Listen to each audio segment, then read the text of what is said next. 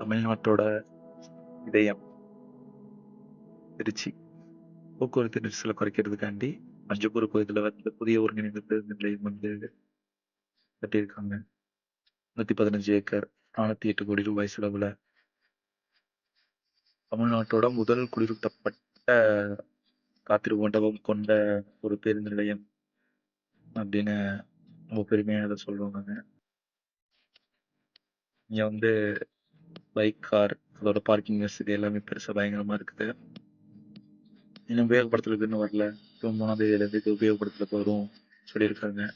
இது வந்து நடைமேடைகள். நாங்க வந்து ஓப்பன் பண்றதுக்கு முன்னாடி ஒரு ப்ரீ விசிட் பண்ணிட்டு இப்போ மக்களுக்கு இதை தெரியப்படுத்தலாமே அப்படின்னு ஒரு ஆர்வத்துல நோக்கத்துல இது பண்ணது. டிராவல் பண்ணுங்க. டிராவல் பண்ணிட்டு உங்களோட எக்ஸ்பீரியன்ஸை வந்து ஷேர் பண்ணுங்க. பயணம் ஒரு கனவு பாதை. சாலை பேசுது சின்ன சின்ன கதைகள். காற்று வழியிலே தரும் மொழிகள். ஒரே பஸ், ஒரு கனவு. பயணம் ஆரம்பம், முடிவில்லை. சொல்லுங்கள். தமிழ்நாட்டில் ஃபஸ்ட்டு உண்டான ஒரு ஏசி பஸ் ஸ்டாண்ட் தான் அதுதான் அப்படிங்கிற வகுப்பில் இருக்கிறத இன்னும் திருச்சி வந்து அந்த இடத்த நோக்கி போகிறதுக்கு இது ஒரு முக்கியமான ஒரு இதாக இருக்கும் அப்படின்னு நம்ம எனக்கு